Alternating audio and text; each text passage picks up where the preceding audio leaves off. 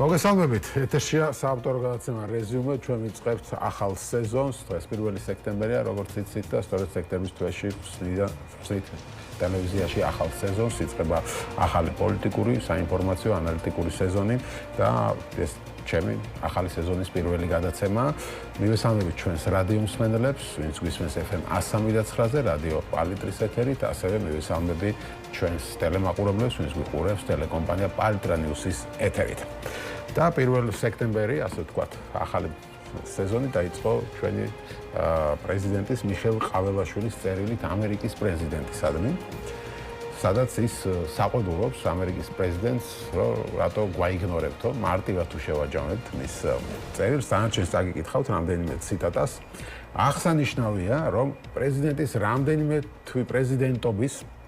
რამდენიმე თვის მანძილზე მიმართავს ყაველაშვილი პრეზიდენტ ტრამპს, თქვენ მჭიდრო ურთიერთობები დაამყარეთ საქართველოს უკლებრივ ყველა მეზობელ ქვეყანასთან.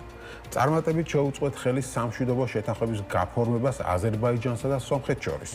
აქტიურად თანამშრომლობთ თურქეთის ხელისუფლებასთან. აღადგინეთ პარტნიორობა ვლადიმერ პუტინთანაც კი. თუმცა ამ ფონზე თქვენი ადმინისტრაცია არაფერს ამბობს საქართველოს შესახებ, რაც როგორც უკვე აღნიშნე, ქართული საზოგადოების გაკვირვებას იწვევსო, წერს ყაველაშვილი და აგრძელებს. ამბობენ, რომ გასული რამდენიმე თვის მანძილზე თქვენ შეცვალეთ ნახევარი მსოფლიო.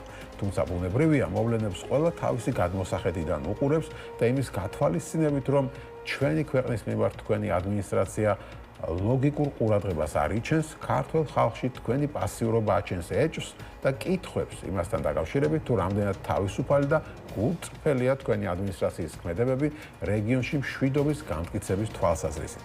ქართული საზოგადოება შეშფოთებულია ომსა და არეულობაზე ორიენტირებული deep state-ის დომინირებით საქართველოში, რასაც თქვენი ადმინისტრაცია სამწუხაროდ პასიურად აკვირდება.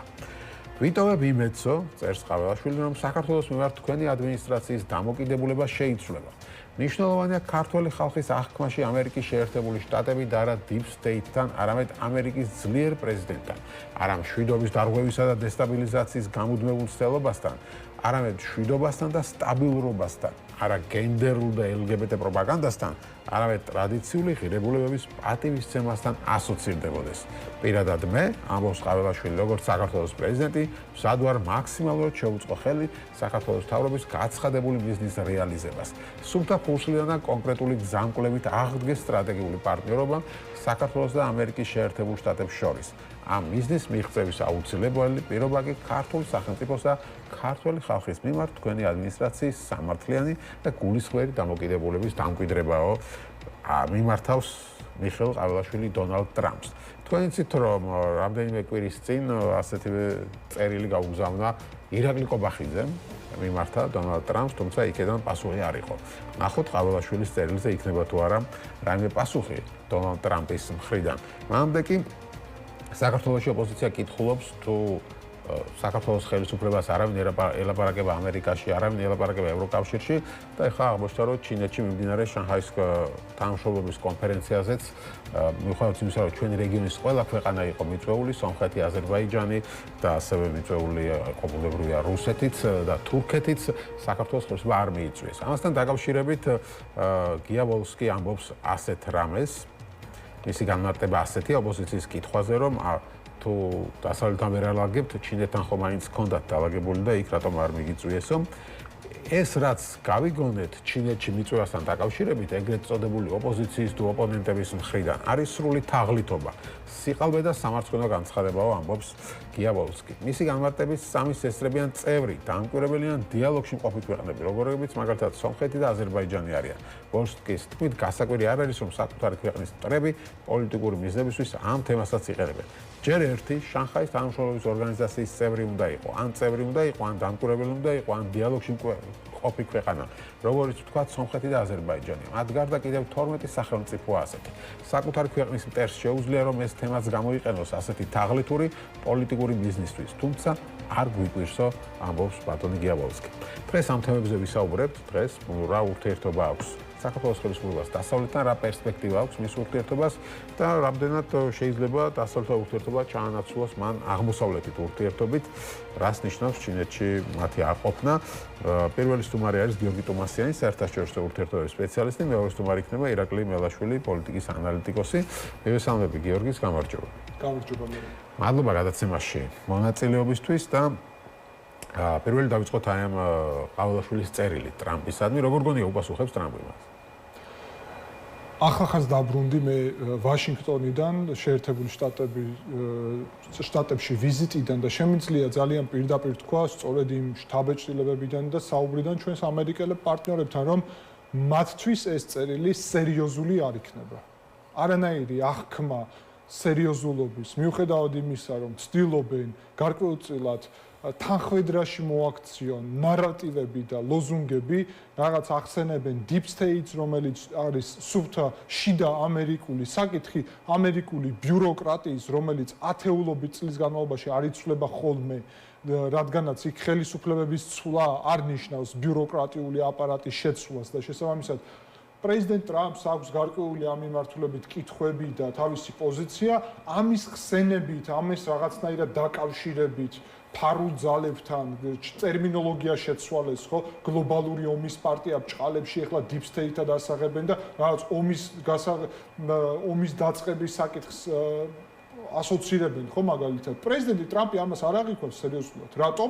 იმიტომ რომ პრეზიდენტი ტრამპი იყო ვინც ბრძანება გასცა ქართული ოცნების მოკავშირეების ირანში აიათოლას რეჟიმის დაბომბვის.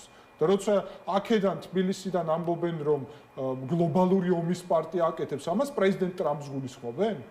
და ერთდროულად მას ადანაშაულებენ ამაში პრაქტიკულად, მეორე მხრივ უნდათ რომ deep state-ის ნარატივში ჩაჯდენ, რომელიც არის სუფთა შიდა პოლიტიკური თემა, ან მაგალითად იქ რო პროპაგანდას ახსენებენ რაღაცა ტრადიციულ ღირებულებებს.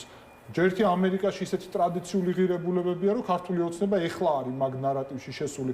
არავის ხო არ დავიწყე, რომ 2012 წელს ლიბერალური დღის წესრიგით მოვიდა ხელისუფლებაში ქართული ოცნება და ეს ფერის ცვალება პოლიტიკური, რომელიც მათ როგორც აწყობთ, ისე ახორციელებენ, მოკლე მეხსიერება ამერიკაში ნამდვილად არ აქვს. შესაბამისად, არანაირი სერიოზული აღქმა თან იქ დადანაშაულების კონცეფცია არის გარკვეულწილად, რომ თქვენ ყველას მიაქციეთ ყურადღება და რუსეთთან პარტნიორობა არ არის. ამერიკას არ აღუდგენია პარტნიორობა, მე იქ ვიყავი, როცა ანკორიჯში, ალასკაში იყო შეხვედრა და შეერთებულ შტატებში ვიყავი და მსჯელობა იყო ამაზე საკმაოდ აქტიური. ეს ვიზიტი პუტინის და შეხვედრა იყო კონკრეტული დღის წესრიგით, რომელიც გულისხმობს პირველ რიგში ბირთვულ სახელმწიფოებს შორის გარკვეული დიალოგის ფორმატის არსებობას ნებისმიერ შემთხვევაში, რაც არის ძალიან მნიშვნელოვანი. კარიბის კრიზისის დროსაც კი იყო ასეთი დიალოგი და ამის შეწყვეტა არ მოხდება. მეორე მხრივ ძალიან გასაგებია, რომ თუ უკრაინის მიმართულებით არ იქნება პერსპექტიული ნაბიჯები მშვიდობის დამყარების კუთხით, ამერიკის შეერთებული შტატები ბოლო დღეების განმავლობაში რამდენიმე პაკეტი უკვე დაამტკიცა უკრაინისთვის. პეტრიოტებს გულისხმობს, სტარლინგს გულისხმობს და მათ შორის ერამის ჭურვებს 3500 ცალის დამტკიცება მოხდა, მიწოდება დაიწყება უკრაინისთვის, სპეციალურად უკრაინისთვის შექმნილი ჰაერი მიწა კომპონენტია სპეციალური ჭურვები. შესაბამისად, შეერთებული შტატები იწყებენ უკრაინის მომარაგებას იარაღით, იმისთვის რომ პუტინი აიძულონ მშვიდობის პროცესზე წასასვლელად და ერთდროულად ახლა უნდა მათ შორის შევხედოთ გლობალურ პროცესებსაც, ხო, ინდოეთი მაგალითად რით არის უკმაყოფილო ამერიკული ტარიფებით. რას უკავშირდება ეს ტარიფები, რომ რუსულ ნავთობს ყიდულობს. შესაბამისად, რაზეა საუბარი, რა რუსეთთან პარტნიორობის აღდგენა. ოცნებას ეშლება, არანაირად რუსეთთან პარტნიორობის აღდგენა არ ხდება, ხოლო რეგიონში რა პროცესიც ხდება, მნიშვნელოვანია. საქართველოს მიმართ არასდროს ექნება შეერთებულ შტატებს ის პოზიცია, რა პოზიციას მას აქვს ავტორიტარულ სახელმწიფოების მიმართ, სადაც შეერთებულ შტატებს აპრიორი ესმის, რომ ამ სახელმწიფოების ბუნება ამ ეტაპზე არის ასეთი, მაგალითად მონარქიებთან. ამიტომ ხო, გასაგებია, მაგრამ აქ ხო ეს საყვედური ახსოვს, სწორედ ეგ არის, რომ რაღაცა ყველასთან დაამყარეო ურთიერთობა ალიევთანაც კიდე ხა ალიევზე დემოკრატები არა ვართო, დაახლოებით ეს იყო პუტინზე დემოკრატები აინცა. აი ახლა ზუსტად მანდ მოვდივართ, რომ ნახეთ შეერთებულ შტატებს ამბიცია არ აქვს იმის, რომ აზერბაიჯანი უნდა იყოს სხვაგვარი ქვეყანა. იმიტომ რომ აზერბაიჯანი ასეთი არის დამოუკიდებლობის დღიდან. შეერთებულ შტატებს იქ არ ჩაუდია ინვესტიცია იმისა, რომ იქ იყოს დემოკრატია. საქართველოს დემოკრატიული სახელმწიფო იყო აპრიორი, საქართველოს შეერთებულ შტატების მოკავშირე იყო, აზერბაიჯანი არასდროს არ ყოფილა. საქართველოს დასავლური ცივილიზაციის ნაწილი არის და მის სწრაფვის ევროკავშირში გაწევრიანებისკენ, ნატოში გაწევრიანებისკენ და ჩვენი მთელი დამოუკიდებლობის ისტორია მაგას უკავშირდება და შეერთებული შტატები ვაშინგტონი არ აპირებს აღიარებას იმისა, რომ ბიძინა ივანიშვილმა გადაწყვიტა და დემოკრატიული ჩვენი გეზი ავტორიტარულით შეცვალა. ამ ცვლილების აღიარება არ მოხდება ზუსტად ეს უკვირს დღეს ოცნებას, რატო არ აღიარებთ ამ რეალობას. ხო და ეს რეალობა რომ თავიდან ავტორიტარული ყოფილიყო და საქართველოს საზოგადოების 80% რომ ყოფილიყო მართლა ანტიევროპულად და ანტიდასავლურად განწყობილი, შეერთებულ შტატებში სხვა პოზიცია ექნებოდა, მაგრამ ამერიკაში ძალიან კარგად იციან, რომ საქართველოს მოსახლეობის აბსოლუტური უმრავლესობა არის ამერიკასთან მოკავშირეობის და ევროპასთან მოკავშირეობის და ევროკავშირში გაწევრიანების მომხრე და დღეს საქართველოს ეგრეთ წოდებული ხელისუფლება უპირისპირდება საკუთარი ხალხის ქართველი ერის ისტორიულ და დღევანდელ არჩევანს. ხო და დემოკრატია ზუსტად მაგას გულისხმობს ამერიკის პრიზმიდან, რომ ხალხი წყვეტს. თუ ხალხი მართლა შეცვლის ამ პოზიციას, სხვა რამეზე არის საუბარი, მაგრამ სანამ საქართველოს ხალხის არჩევანი რჩება ურყევი, რომ საქართველოში ჩვენ გვიდა დემოკრატია, მაგრამ ამერიკა აქ დიქტატურას ივანიშვილის მეფის ფუნქციის ათვისებას პრაქტიკულად აქ აღიარებას არ აპირებს და უკვირს ეს ოცნებას, რატომ? სწორედ ამიტომ. ხო, კი ბატონო, რა ხდება რეგიონში? ამ ხრივ შევხედოთ, ეხლა ჩვენ აღარ ყოფილვართ ეთერში მას შემდეგ, რაც ეხლა ფაშინიანი და ალიევი შეხვდნენ ტრამპს თეთრ სახლში, ხელი ჩამოართვეს, მოეწერა შეთანხმება ამ დერეფანთან დაკავშირებით და ნუ ჩვენ ვხედავთ ეხლა ფაშინიანი რო ავიღოთ, ხო? აი შევადაროთ ეხლა ფაშინიანი და კობახიძე. კობახიძე ვერც ამერიკაში ხდება ვერავის, ვერც ევროპაში ხდება ვერავის, ფაშინიანი ერთ დღეს თეთრ სახლში ხდება პრეზიდენტ ტრამპს, მერე ევროკავშირის ლიდერს პასპინძლობს ერევანში ურსულა ფონ დერ ლაიენს, აგერ ხა ჩინეთში ჩავიდა, იქ ჩინეთის ხელმძღვანელი ხდება, ირანში ჩადის, იმათაც ხდება და ახლა პუტინსაც შეხვდა. ხო, და ნუ ეს ჩვენები ვერც იქეთ, თითქოს ვერც აქეთ სათვალშუაში არიან გაჩხერილები, ხო? და აი ეს მაინტერესებს, ანუ რეგიონში შენი განმსახედა რა ხდება. ამავე დროს ვადენებ თვალყურს აზერბაიჯანის და რუსეთის ურთიერთობის დაძაბვას. და ჩვენ სად ვართ ამ ვითარებაში? ძალიან კარგი კითხვაა და ყველაზე აქტუალური. ნახეთ, სომხეთი ბოლო 30 წლის განმავლობაში იყო რუსეთის გუბერნია. დღეს სომხეთი ხშირად იყენებს დღის წესრიგში სიტყვა სუვერენიტეტს და ქართული ოცნებაც იყენებს ამ სიტყვას და შორიდან რომ დააკვირდა გეგონება რომ რაღაც ერთნაირი პროცესები მიმდინარეობს, არა და საპირისპირო პროცესებია. სომხეთის სუვერენიტეტის კონცეფცია დგას რუსეთისგან სუვერენიტეტზე, ანუ რუსეთისგან დამოუკიდებლობაზე. სომხეთი ცდილობს შეერთებულ შტატებთან და ევროპასთან დაახლოებას, კანონი მიიღეს ევროკავშირში გაწევრიანების შესახებ, შეერთებულ შტატებთან სტრატეგიული პარტნიორობა საფრანგეთთან, გაერთიანებულ სამეფოსთან და ტრანზიტული ეს ლოგისტიკური კავშირები, რომელიც გაიხსნება სიუნიქში, ეს მარშრუტი ტრამპის, ეს არ არის დერეფანი, ექსტრატერიტორიული გაგებით, რასაც აზერბაიჯანი ითხოვდა, ეს არის სწორედ მარშრუტი. ეს მარშრუტი 2020 წლის 9 ნოემბრის ცეცხლის შეწყვეტის შეთანხმებით, რომელიც პუტინის შუამავლობით სომხეთსა და აზერბაიჯანს შორის გაფორმდა, იქ უნდა მდგარიყვნენ რუსი ფსბ-ს წარმომადგენლები. სომხეთის მთელი კონცეფცია იმაში იყო, რომ ესმოდა, რომ ეს იქნებოდა ექსტრატერიტორიული ხასიათის, ანუ რუსეთი გააკონტროლებდა ამ კომუნიკაციებს თურქეთსა და აზერბაიჯანს და თურქულ სამყაროს შორის. ამიტომ ეწინააღმდეგებოდა ამას და წაიღო ეს პროექტი რეალურად ვაშინგტონში. და შეძლო მათ შორის თურქეთის და აზერბაიჯანის დარწმუნება იმაში, რომ ეს მიდგომა გაცილებით უფრო მომგებიანი იქნება მათთვისაც. რა გააკეთა საქართველომ ქართული ოცნების პირობებში? ანაკლიის პორტი, რომელიც თავისი მნიშვნელობით არის მსგავსი სტრატეგიული მნიშვნელობის, გადასცა ჩინეთს, ანუ რუსეთის მოკავშირეს. პირდაპირ რუსეთს ვერ გადასცემდნენ ალბათ. გაუჭირდებოდათ. შესაბამისად, წაართვა ამერიკელებს, ანუ სომხეთმა წაართვა რუსეთს და ანუ ჩინეთს მათ შორის, იმიტომ რომ მოკავშირეები არიან ირანსაც, ირანის უკმაყოფილოა. ხო, აი ეგ მაინტერესებს, ირანთან ძალიან ახლო კავშირები აქვს ხო სომხეთს? მუდმივად. და შესაბამისად ირანის მხრიდან მოისმინა პაშინიანმა თითქმის რომ ჩვენ აქ ჩვენ საზღვართან ამერიკელებს არ დაუშვებთო და ეს რამდენად შეიძლება მან ჩაშალოს ეს თავიდან იყო პირველი დღე იყო პრაქტიკულად როცა მათ არ ესმოდათ ეხლა ეს შეთანხმება რაც გულისხმობს როგორც კი გაარკვიეს და სომხეთიდან იყო ამაზე კომუნიკაცია რომ ეს არ არის ირანის წინააღმდეგ მიმართული სომხეთის სუვერენიტეტი ამ ტერიტორიებზე არ იცვლება შეერთებული შტატების ჯარის განლაგება საზღვარზე ირანის არ მოხდება შესაბამისად არანაირი საფრთხე ირანს არ ექნება ირანი დღეს მომხრე არის ღიად თქვეს უკვე რომ ჩვენ არ ვეწინააღმდეგებით ამას ოღონდ მთავარია რომ სომხეთის სუვერენიტეტი და ტერიტორიული მთლიანობა იყოს დაცული ოღონდ ეს ირანს სჭირდება იმიტომ რომ თურქეთი და აზერბაიჯანი არ გაერთიანდნენ ხმელეთით იმიტომ რომ საზღვრის იქეთა მხარეს ირანში ცხოვრობს დაახლოებით 20 მილიონი ეთნიკურად თურქული წარმოშობის აზერბაიჯანელი და სეპარატიზმის საფრთხე არსებობს მოკლედ ირანს თავისი პრობლემები აწუხებს მაგრამ ჩვენო დავუბრუნდეთ იმ თავარ კითხვას მოაგვარა სომხეთმა მოგვარებული არის ეს საკითხი ჩვენო დავუბრუნდეთ იმ თავარ კითხვას აი განსხვავება საქართველოს და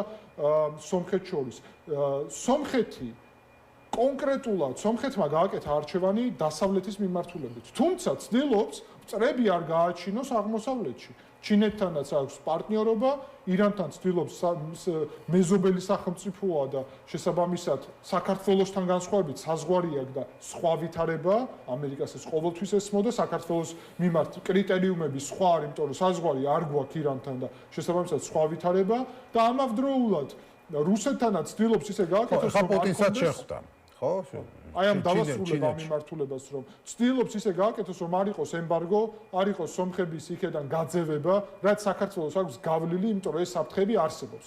შესაბამისად, რეალურად პუტინი გადააგდო ფაშინიანმა ვაშინგტონის შეთანხმებით, მაგრამ ეხლა ხვდება მას იმისთვის რომ თლად ეს მტრობაში არ გადააქციოს, ეს არის დიპლომატია, მაგრამ საქართველოს ამავე დროს ჯერ ერთი ამერიკული პროექტი აქ წაართვა და ჩინეთს გადასცა. მეორე ჩვენი მოკავშირე უკვე სომხეთს მოკავშირე არ იყვნენ ამერიკა და ევროპა ეხლა ხდებიან მოკავშირე ამერიკა და ევროპა მტრად გადაქცია ნეიტრალურად არა მტრად დღეს საქართველოს არის ანტიამერიკული ანტიევროპული კონსპირაციების თეორიებით მართული ქვეყანა და ამავდროულად საქართველოს დაახლოვა რუსეთს სომხეთი შორდება ამ რუსეთს ხო და პუტინი რამდენად გაუტარებს ასე რაღაც არ უნდა შეხვდეს ფაშინიანი იქ რაღაცა ტკბილი სიტყვით ელაპარაკოს ხო ხედავს რეალობად რა ხდება ხო იქ კანონი ევროკავშირთან ევროკავშირის გაწევრიანებაზე აქ აგერ ასე ვთქვათ ტრამპის მარშრუტი და ამ ყველაფერზე ხო პუტინის რეაგირება როგორ შეიძლება იყოს იდეაში რამდენად აქვს შანსი სომხეთს რომ მას თავი დააღწიოს რეალურად თქვენ გახსოვთ რომ ჩვენ ამ ეთერშიც გვისაუბრია რომ საქართველოს მეშვეობით რუსეთი ანუ ბიძინა ივანიშვილის რეჟიმის მეშვეობით აწყობს დე-ფაქტო ბლოკადა სომხეთისთვის ეს მნიშვნელოვანი პრობლემები იყო უკვე სომხეთისთვის და მათ შორის ეს კომუნიკაციების გახსნა თურქეთთან აზერბაიჯანთან ამასაც უკავშირდება. ეხლა მოსალოდნელი არის რომ რუსეთს შეუძლია ემბარგოს გამოყენება, მათ შორის საქართველოს მეშვეობითაც კიდევ უფრო ჩაკეტოს საზღვარი. ირანში ხო პრობლემები მუდმივად არის, იმიტომ რომ საომარი მდგომარეობა დასრულებული არ არის. ნებისმიერ დროს შეიძლება აღდგეს ომი ისრაელსა და ირანს შორის, ან შეერთებულ შტატებსა და ირანს შორის, იმიტომ რომ ბირთვული პროგრამის გაგრძელებას აპირებენ აიათოლას რეჟიმი და პრობლემებს იზიდავენ ამით თვითონ. ამავდროულად, ამიტომ სომხეთი მიმართულია იმისკენ, რომ შეამციროს რუსეთისგან მომდინარე საფრთხის ალბათობა. თურქეთთან და აზერბაიჯანთან საზღვრის გახსნით, მათ შორის თანამშრომლობით შეიძლება გაზის შესყიდვის პროცესის დაწყებაც აზერბაიჯანთან, ტვირთების ტრანზიტი თურქეთის ტერიტორიებით, რა თქმა უნდა არის საფრთხე სომხური დიასპორის რუსეთში გაძევების ან ზეწოლის მიმართულებით, რაც ჩვენ გავლილი გვაქვს 2006 წელს, როცა ქართველების დეპორტაცია მოაწყეს იქედან. ეს ყველაფერი ვიცით, მაგრამ სომხეთს დიდად არჩევანი არ აქვს ამ მიმართულებით, შესაბამისად, თუ რუსეთი წავა ამ ნაბიჯებზე, იძულებული იქნება ადაპტირდეს ამ ახალ რეალობას. ერთადერთი მთავარი საკითხი ის არის, რომ რუსეთი მაინც ცდილობდა სახელმწიფო გადატრიალების მოწყობა სომხეთის შიგნიდან, თავისი აგენტურის მეშვეობით, განსაკუთრებით ეკლესიის მიმართულებით და მოქალაქე კატრიჯ ნერსისიანი, რომელიც ცნობილია როგორც გარეგინ მეორე პატრიარქი, თუმცა უკანონოდ იკავებს ამ პოზიციას, ერთ-ერთ ავანგარდში იყო, ეხლა კიდე შეხვდა რუს ოლიგარხ სამველ კარაპეტიანის პარტიის წევრებს, პირდაპირ ღიად, ანუ ოპოზიციურ პოლიტიკოსად გადაიქცა კატრიჯ ნერსისიანი. ხოდა ცდილობენ გადატრიალებას, იმიტომ რომ რუსეთს ეხლა არ აწყობს ეს ვითარება. ყოველთვის აღიქმებდა, რომ სომხეთი არის მისი გუბერნია, რომელიც ეხლა ცდილობს ვაშინგტონში. აქედან როგორ გამოძვრება ხდება ფაშინიანი? ხო და ოპოზიციის ჩვენ ხედავთ მოჩვენოთ აზერბაიჯანთან რა ხდება, ხო დაიძაბა ურთიერთობა აზერბაიჯანთან და უკვე ისმის რუსეთში მოწოდებები, ასე ვთქვათ, მათი სახელმწიფო მედიიდან და სალავიოვია, ხო ის კაცი გვარად, რომ აი დავარტყათ აზერბაიჯანს და იქაც ერთი სპეცოპერაცია ჩავატაროთ ის ამბობს და ან იქ დაიწყო დევნა აზერბაიჯანული დიასპორის მათი ლიდერების დაკავება. ხო ამ პროცესს შეიძლება ბევრი ბერკეტი აქვს სამხრეთ ზეწოლისას თვითონ შიგნით რუსეთის. აზერბაიჯანის მიმართულებით რა თქმა უნდა სპეცოპერაციას ვერ გარისკავს რუსეთი. სულ მცირე იმიტომ რომ თურქეთი უდგა ზურგში და თურქეთი დღეს ბირთვული იარაღის კომპონენტს თუ გამოვაკლებთ, რუსეთზე გაცილებით ძლიერია. რუსეთი არის რეალურად ჩიხში შესული უკრაინაში სადაც სოფლებს იკავებს წლებია უკვე და რეალური წინსვლა არ არის ფუნდამენტური იქ ნებისმიერ დროს იარაღის სათანადო რაოდენობის მიწოდების პირობებში უკრაინაში ფრონტის ხაზზე შეიძლება ვითარება, მაგრამ ამავდროულად სტრატეგიული მარცხის მიმართულებითაც მიდის, იმიტომ რომ მაგალითად უკრაინა ანადგურებს რუსეთის ნავთობ გადამუშავების მთელ ინფრასტრუქტურას, რაც რუსეთს მიიყვანს ნავთობის და ბენზინის კოლაფსამდე ზოგადად. ანუ ეგ უფრო სტრატეგიული მნიშვნელობის ამბავია, ვიდრე რომელიმე სოფლის დაკავება და უკრაინა ემზადება იმისთვის, რომ შეიძლება სულ სხვა ტიპის მარცხი მოუწყოს ეგრეთ წოდებულ ტილში, ანუ შიგნით რუსეთში, რომელსაც რუსებს არასდროს გაცვლა არ ჰქონდათ, რომ ომის დროს უკრაინაში პრობლემები შეექმნებათ ურალამდე ტერიტორიამდე, იმიტომ რომ ყოველთვის ეგონათ, რომ ომი იქნება უკრაინის ტერიტორიაზე მხოლოდ. ამ ვითარებაში აზერბაიჯანთან ვერაფერს ვერ გარისკავენ, მით უმეტეს სომხეთის გავლით კომუნიკაციები თუ გაიხსნება და სომხეთსაც ეგ აწყობს, გეოპოლიტიკა უცნაური რაღაც არის, დღეს სომხეთს აწყობს, რომ აზერბაიჯანი მყარად იყოს იმ კუთხით, რომ რუსეთი არ შეიჭრეს რეგიონში, იმიტომ თუ შეიჭრება და აზერბაიჯანს დაიკავებს ამ ტერიტორიას, სომხეთსაც დაიკავებს აუცილებლად. საქართველოსაც დაიკავებს. ხო, ეხლა მეორე მომენტი არის, რომ ყველაზე სახიფათო ჩდება აქ საქართველო, რომელიც პრორუსულ ლოგიკას ატარებს. რეალურად საქართველოს მიმართ ეხლა ნდობა არც ერევანში, არც ბაქოში მაღალი არ არის. იმიტომ რომ ყველას ესმის, რომ რუსი ოლიგარქი დღეს ატარებს იმ პოლიტიკას, რომელიც დასჭირდება მოსკოვს. არც კომუნიკაციები, ახლა რატო იხსნება ის კომუნიკაციები? მე რა საქართველოს გავლით კომუნიკაციები არის ყველანაირად მზად და გაცილებით უფრო მეტი საშუალება არის აქ, რომ აშენდეს ახალი კომუნიკაციები, მაგრამ არავინ ენდობა ამ პოლიტიკურ ვითარებას. იმ ვითარებას, როდესაც სუვერენული საქართველო ნამდვილად არ არის, რასაც ქართული ოცნება ატყუებს საქართველოს მოქალაქეებს, საქართველო დღეს არის რუსეთის გუბერნიად გადაქცეული და მე მინდა პირდაპირ თქვა რომ თუ ჩვენ მომდევნო წლების განმავლობაში ამ ვითარებას არ შევცვლით, ანუ საქართველოში თუ არ აღდგება მკვეთრად პრო-დასავლური, მაგრამ დანარჩენ მოთამაშეებთან, როგორც სომხეთი წარმოებს ამ პოლიტიკას. ბიძინაევანიშვილი ხო აქებდა სომხეთის პოლიტიკას, გახსოვს ხო? აგერ სომხეთის პოლიტიკა დასავლეთის მოკავშირე დანარჩენებთან ისე რომ კარგი ურთიერთობა. ეგ არის მთავარი კითხვა, ხო, ქართულ ოცნებას. თუ ამას არ გავაკეთებთ, საქართველო დაკარგავს მთელ ტრანზიტულ შესაძლებლობებს. აღარავინ იფიქრებს საქართველოზე ტრანზიტის ორგანიზებას. ეს მარშრუტი თუ გაიხსნა, ხო? მაგას ეს ხო ამ მარშრუტის გახსნას ხო რამდენიმე წელი ჭირდება დაახლოებით. ხო და ეს რამდენიმე წელი ის მარშრუტი თუ გაიხსნება და საქართველოში აი ეს ვითარება, ეს ჩიხი, რომელიც დღეს გვაქვს, პოლიტიკური, გეოპოლიტიკური, ეკონომიკური თუ დარჩება, არავინ აღარ გათვლის ახალ კომუნიკაციებზე და საქართველო გახდება გეოპოლიტიკური ჩიხი, არადა იყო გეოპოლიტიკური ცენტრი და გახდებით რუსეთის გუბერნია, კიდევ ერთი, სადაც არაფერი არ ხდება, იმიტომ რომ რომელი ჩინეთი, რომელი შეერთებული შტატები, ევროკავშირი ან რეგიონალური მოთამაშეები გათვლიან საქართველოზე ტრანზიტს, სადაც განჭრეტადი არ არის საქართველოს პოლიტიკა. იქ ტრამპის მარშრუტი რო შემოდის, განჭრეტადია, შენ იცი რომ ათეულობით წლით იქ იქნება გასაგები ლოგიკა მარშრუტების და კომუნიკაციების. ქართულ ოცნებასა ერთ-ერთი მთავარი კითხვა არის ეს, რომ მე მესმის დაბალანსების პოლიტიკა, მესმის რუსეთის არგაღიზიანების პოლიტიკა, ყველაფერი მესმის, მაგრამ რუსეთის არგაღიზიანების პოლიტიკა რატო მოითხოვდა დასავლეთის გინებას?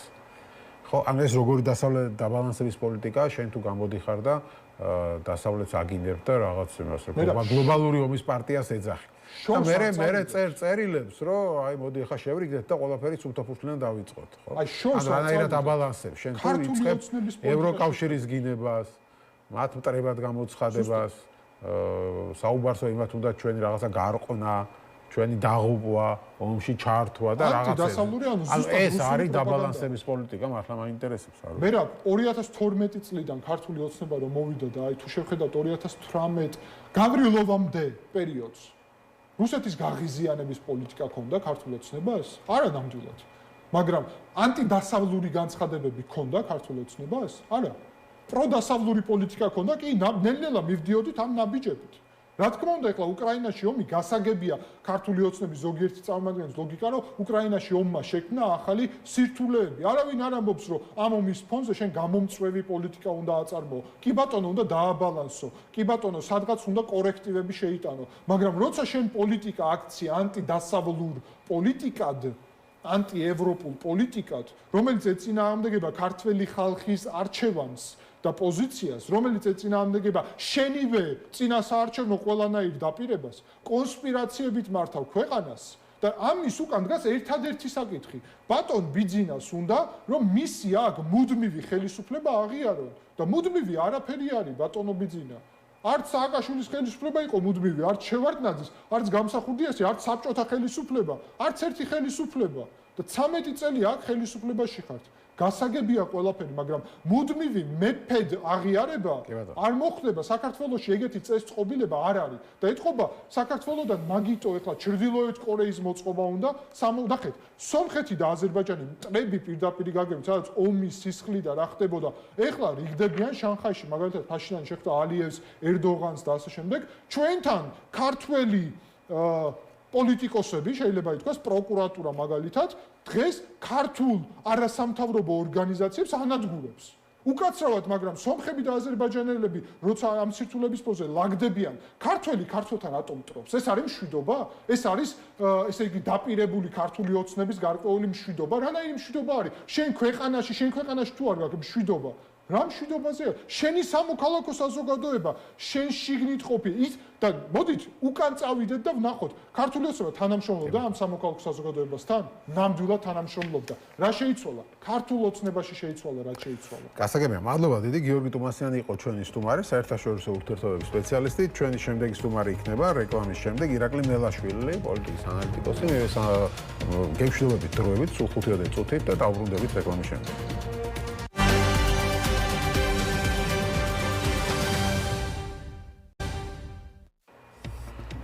მაშასე ჩვენ დავბრუნდით ეთერში და როგორც გითხარით, ჩვენი შემდეგი სტუმარი იქნება ირაკლი მელაშვილი, პოლიტიკის ანალიტიკოსი. მივესალმებ მას, გამარჯობა, ბატონო ირაკლი. მოგესალმებით. მადლობა გადაცემაში მონაწილეობისთვის. პირველ ნაწილში თქვი უკვე რაზეც ვისაუბრებთ, დღეს და ჩემს პირველ სტუმართან ვისაუბრე ამ თემაზე და თქვენთანაც იგივე თემა, ორ თემას უნდა გამოვხმაუროთ. ეს არის მიხეილ ყაველაშვილის წერილი, დონალდ ტრამპ, სადაც ის ფაქტობრივად მას აყვედურობს, რატო გვაიგნორებთო.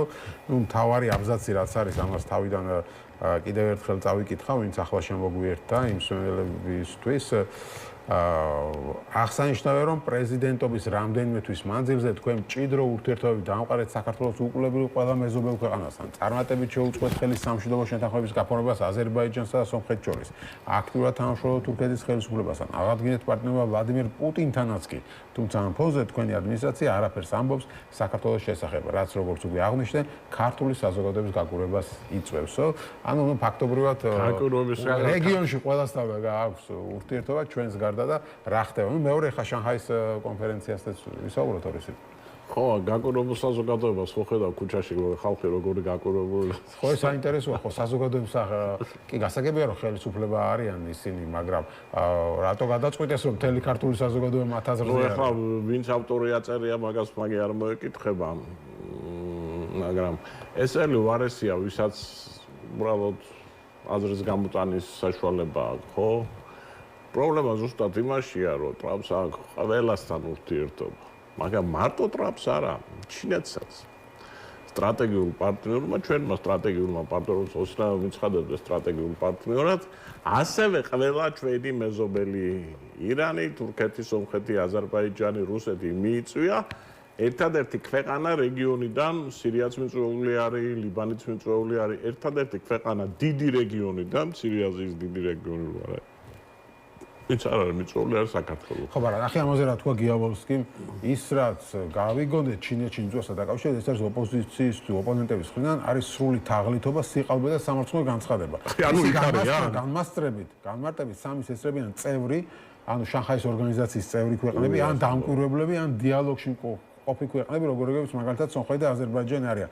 ბოლოს თითქმით გასაკვირი არ არის, რომ საკუთარ ქვეყნის წრეები პოლიტიკური მიზნებისთვის ამ თემას ეძახიან. კარგია, იქ არიან ეთყობა. არა, ამიტომ არა ვარ თო, რომ არც ამ კომპონენტს არ ვაკმაყოფილებ. არა, ტყუილია, იმიტომ რომ შანხაის წევრი არაქვეყნებიც ესწრებიან. ხო, ოღონ ამ დამკვირვებელი ან დიალოგში მყოფია. დიალოგში მყოფი არის ყველა ქვეყანასთან, ეს საქართველოსთან აღარ არის მგონი აღარავინ დიალოგში რა. ნუ ხო შეუძლიათ ამ ტყუილება, ისევე როგორც ახლა ტრამპს მიწერეს და ტრამპის წერილში არის, რომ ჩვენო გვაქვს საერთო ღირებულებებიო და აი საერთო ღირებულებებიდან ამას რო ვიცავთო ჩვენი რო ემთხვევა ესე აი იცი რა ის არის პარტია რომელიც 3 წლის წინ ესე იგი შერბოდა სოცინტერში რომელთაც ტრამპი შეშლილ კომუნისტებს უწოდებს სოცინტერის წევრები 7 წლის განმავლობაში რომლებიც არიან ყველა იმ ძირეული ფასეულობების წინააღმდეგი რასაც აქვს ტრამპს და რასაც ესენიც აცხადებენ რომ აქვთ ტრამპს ეუბნებიან რომ ჩვენ საერთო ღირებულებები გვაქვს და ეხლა ეს ამერიკელებმა უნდა დაიჯერონ ხო აი სოცინტერის ყოფილი წევრები აი რო დადიოდნენ ვარდებით და იმგანით ვარდი სოცინტერის სიმბოლო არის იცი რა მესმის რომ შიგნით უტიფრობა გაზდით, იმიტომ რომ ჩვენი საზოგადოების რაღაცა ნაწილი იმდენად არის ამ პრორუსული და ამ საბჭოური რაღაცა ნოსტალგიით ჩაპრობილი, რომ ყველაფერს ყლაპავს. მათ არ აინტერესებთ არაფერი, გარდა იმისა, რომ ვიღაცამ ილუზორული იმედი დაუტოვოს, არც ის იმედი აქვს საბჭოთა კავშირს, აღუდგენენ 27 პლანეტად მოსკოვში იყვნენ, არ ვიცი. მაგრამ ეს არის საკმაოდ მნიშვნელოვანი ნაწილი. ეს არიან ადამიანები, რომლებსაც მაგალითად შეუძლიან დაიჯერონ, რომ მაკრონი, მერცი და მელონი ერთმანეთს შეხვდნენ და კოკაინს ყნოსავდნენ. ხო, იჯერებდნენ ამას. ადამიანები აბსოლუტურად სერიოზულად. უმაღლესი განათლების ზოგი მე მყავს ნაცნობებში რომელიც ორი უმაღლესი განათლება მაინც იჯერებდნენ აი ამ სისულელეს. ვერაფერს ვერ იზამ. მაგრამ ის რო შენ ფიქრობ რომ ამას ამერიკელი დაიჯერებს რომ ხლა შენ რაიმე ღირებულებები გაგაჩნია როდესაც 2 წლის წინ სოციალისტობას იჩემებდი დღეს ესე იგი რადიკალი მემარჯვენე ხარ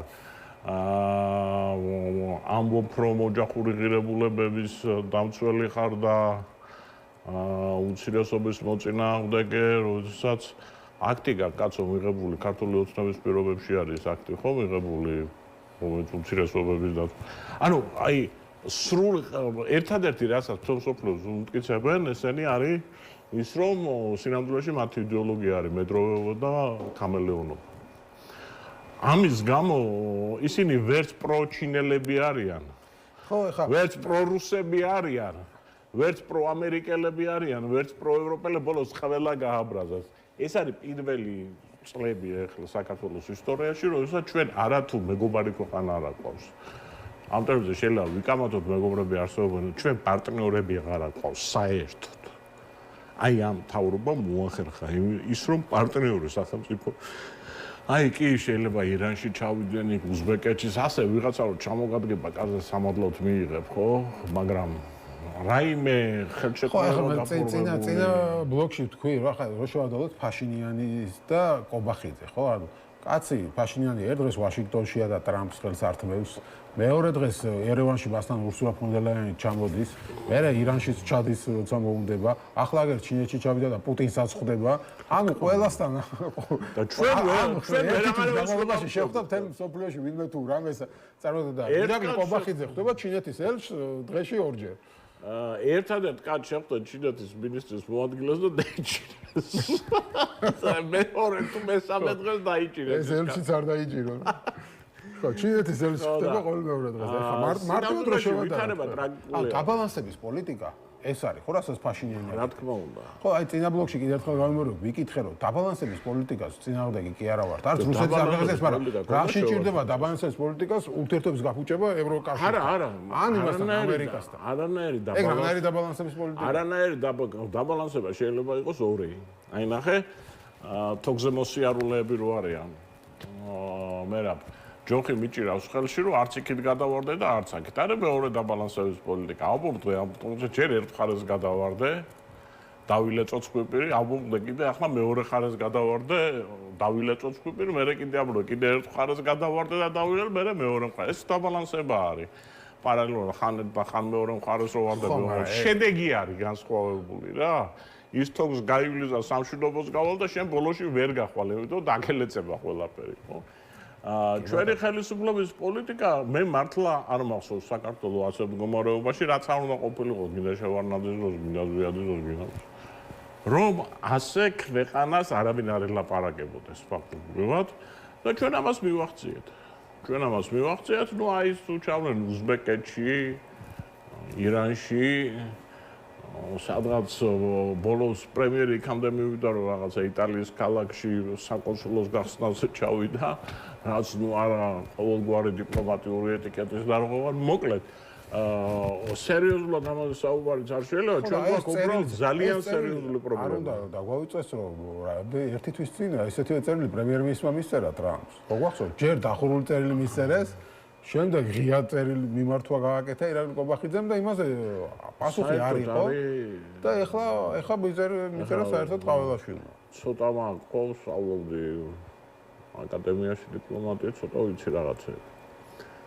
თავს არ ვდებდი დიპლომატობაზე. ღია წერილებიც სახელმწიფოთა შორის ურთიერთობების ეს არის ეგ ახალი ის არის.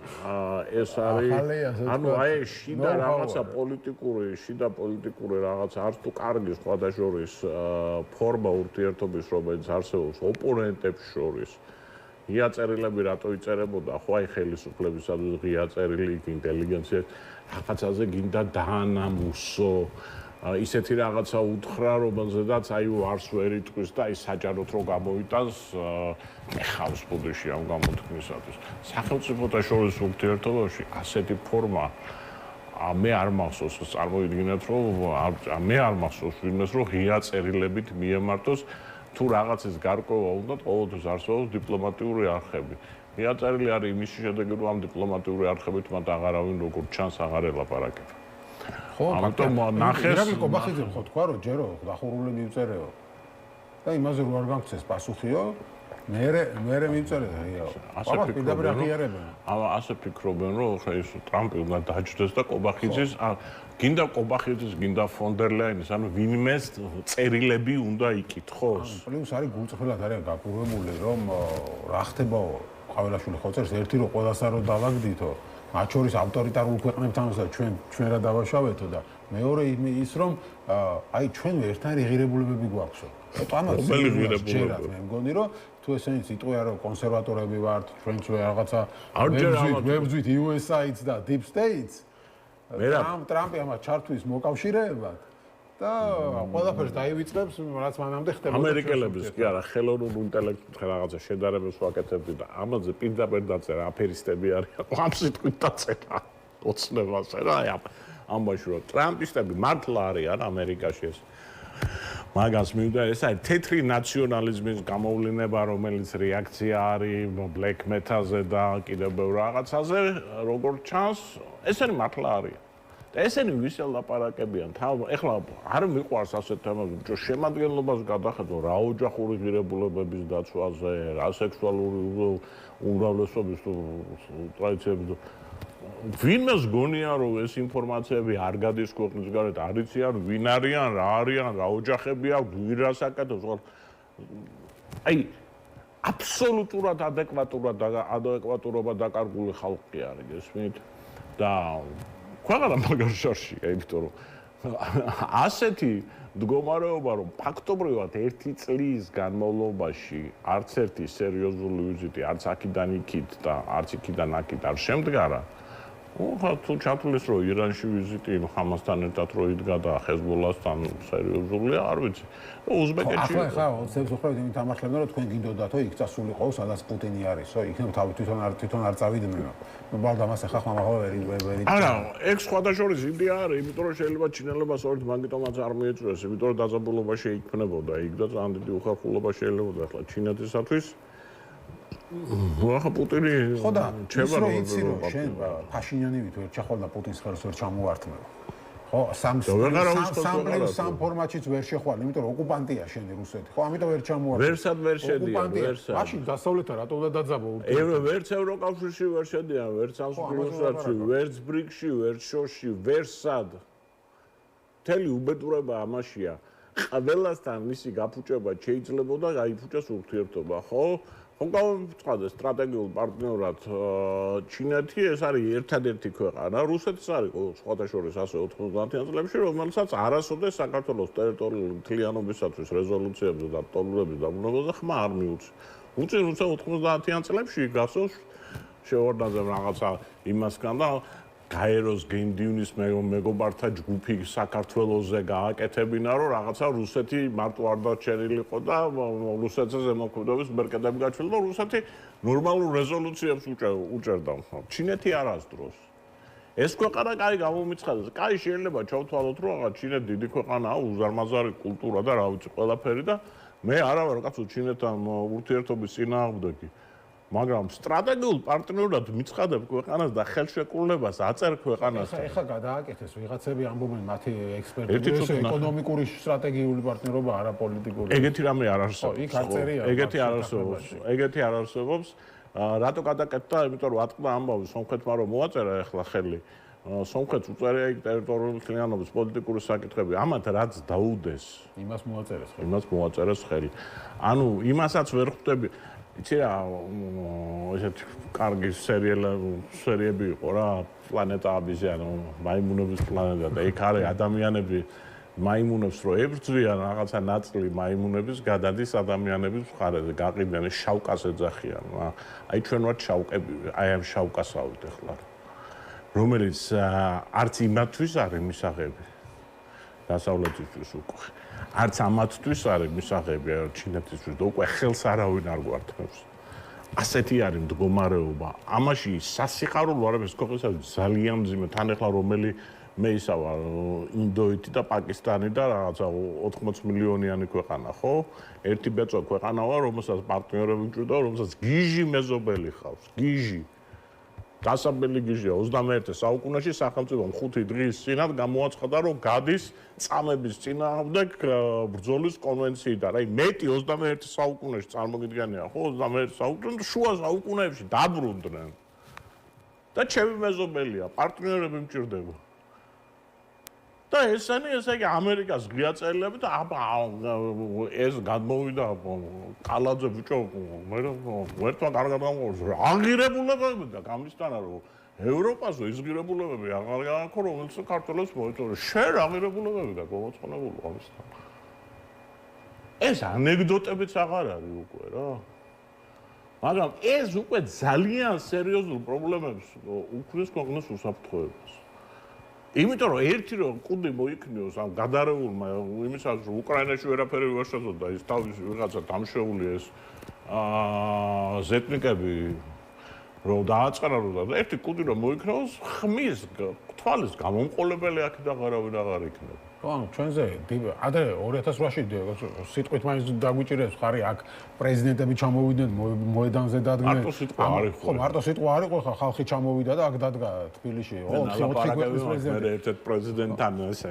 ძალიან ახლო სარკოზი დარბოდა მოსკოვსა და მარტივად არ იყო ეს ამბავი იქ ხო ანუ სარკოზი მოსკოვსა და თბილისს შორის დარბოდა რომ რაღაც ომი გაეჩერებინა და პლუს ეხა იცინიან რომ ამერიკელებმა ისო რა ქვია წყლები ჩამოგვიტანესო იქ წყლები კი არ იყო მთავარი იყო ის სამხედრო გემი რომ აქ შემოვიდა და დადგა ხო ანუ ეს იყო ხარდაჭერის გამოხატვა მეტი უნდა გაეკეთებინათ იმ თავიანთი მოდუში და ქაქი მიიღეს კი რა თქმა უნდა არა ახლა ამასაც არავინ აღარ იზამს არა რა თქმა უნდა იმიტომ რომ შენ იმათ ყველას იმას ლანძღავ იმას აგინებ ვინც შენი შესაძლო პარტნიორი უნდა ყოფილიყო და ვინც მოგწონს ყובადა თავიანთი შესტომები აქვს და ჩვენ ქართველებს ერთი რაღაცა გერმანიის პრეზიდენტი ხანდახან ვიტყვით ხოლმე საფრანგეთმა გვიღალა და გერმანიის პრეზიდენტი გერმანიის პრეზიდენტი ქართული ხალხზე კი არა პიცი მიცემული კაცო იმას თავის ხალხზე აქვს ის თავისი ქვეყნის პოლიტიკოს შენ თუ ვერ განსაზღვრობ იმას რომ რაში გამოგადგება გერმანიის პოლიტიკა რა შეიძლება დაიყენო და საფრანგეთის და ამერიკის ეს შენი პრობლემა არის მაგრამ მოთხოვო გერმანელს და ფრანგს და კიდე მაგას ამბობენ ხა ეს ქართული ოცნების მომხრეები დიპლომატი ექსპერტები რომ ხა ჩვენზე ამოდით მზედამთვარე და რატო გამოვიდეს მე ვიზი ამოვიდეს იმას კი არავინ არ ამბობს ხა ამერიკელებს ჩვენ სიყვარული სული ძრება აქ საუბარია რომ მათ ინტერესებს ჩვენ ინტერესებს და დავამთხვიოთ არც მე არ ამბობდეს არა ის მზედამთვარე ყველას აქვს რა თქმა უნდა ყველას თავისი ინტერესი აქვს თუ ისე იტყვიან თითქოს ახლა ამერიკა აღმოაჩინეს რა თქმა უნდა ყველას თავისი ინტერესი აქვს და შენ ინტერესია რომ შენი ინტერესი დაამთხვიო ძლიერის ინტერესს რომელიც შენ დაგეხმარება ოკუპანტთან ასე ვთქვათ ურთიერთობაში მარტივად რო ვთქვათ ჩვენ უნდა რომ იმან არ დაგიბროს ჩვენი ინტერესები რაშია ხო რომელ სამყაროში ყოფნაზე სულ სტუდენტებთან იმასთან ვიმეორებ ამ ისტორიას ხო რომის დროს რომაელებმა რომ მოკლეს უკუბაზე მეფე კოლხები შეიკრიფენ მაშინ და ორი კაცი გამოვიდა აიეტი და ფარტატი პირველი დებატები ხო აიეტი და ფარტატი და აიეტი გენიალური სიტყვა ქონდა დაასაბუთა რატომ უნდა ყოფილიყავით ჩვენ სპარსელების მხარეს და მე ფარტატი გამოვიდა და თქვა თავარი თქვა რა აიბათო მიქარესო რა ბოდიშიც უნდა მოიხადონო ბევრი რამე უნდა გააკეთო მაგრამ მაინც მოთხარეს რატო მაშინ ხო თავისუფლება რა იყო თავისუფლება იყო შენ რელიგია ხარ მაშინ ადამიანის უფლება შერწმენას არ ეხება რომში უფრო მეტი თავისუფლება არისო ესენი არადროს არ შეეგუებიან ჩვენ თვითყოფადობასო ჩვენ წმენასო ჩვენს ტრადიციებსო სპარსელებზე და იქო მეტი თავისუფლება არის იქ შევინარჩუნებთ ჩვენ თავს იქით უნდა ვიყოდო ბიჭო 20 საუკუნის წინ თქვეს ხო ეს არ არის შემთხვევითი ეს არის პირველად მან მოიგო ის დებატები ვის დასავლეთისკენ მაშინ ხა დასავლეთი ბიზანტია მეორეთა არა მაშინ რომი იყო მეორედ ბიზანტია ასე მონოფიზიტსა და დიოფიზიტის შორის არჩევანი ჩვენ დიოფიზიტები გავხდით ერთ-ერთი სპარსეთი ითხოვდა მონოფიზიტობას. საერთოდ ქრისტიანობა რო ავირჩიეთ ეგეც გეოპოლიტიკური გადაწყვეტილება კი, მაგრამ ქრისტიანობა მაშინ მოდებული იყო აღმოსავლეთშიც, მაგრამ აქაც ხო დიოფიზიტობასა და მონოფიზიტობას შორის არჩევანი იყო აღმოსავლეთსა და დასავლეთ, მაშინ დასავლეთი ჩვენთვის ბიზანტია იყო. ანუ ჩვენ ვარი უთხარით სპარსელებს მიუხედავად და ჯარით იდგნენ ახლოს და რამდენჯერ მეცადენ ჩვენ და ბიჭო, ესე იყო, ეს არის ჩვენი წინაპრების არჩევანი, არა ჩვენ, მაგრამ ეხლა რასაც ვაკეთებთ, არ დასავლეთი, არც აღმოსავლეთი, არ ჩრდილოეთი, ასეთი არაფერი ყოფილა რა. ასე მადლობა დიდი გადაცემის სტუმრობისთვის. ნუ ხო წინ გველოდება ალბათ კიდევ უვიზო რეჟიმის გაუქმების თემა, რომელიც 31 აგვისტოს ამოიწურა, ეს ბოლოვადა და ქართულმა ოცნებამ ფაქტობრივად არაფერი გააკეთა, გარდა იმისა, რაღაც ანგარიში გაუგზავნეთო, საგარეო გამოაცხადა. მე იმედი მაქვს, რომ არ გაგიუქმებენ უვიზო რეჟიმს და ოცნების გამო ქართულ ხალხს არ დასჯიან. ირაკლი მელაშვილი იყო ჩვენი სტუმარი, პოლიტიკის ანალიტიკოსი, მე ხვალავდა გემშვიდობებით დროებით.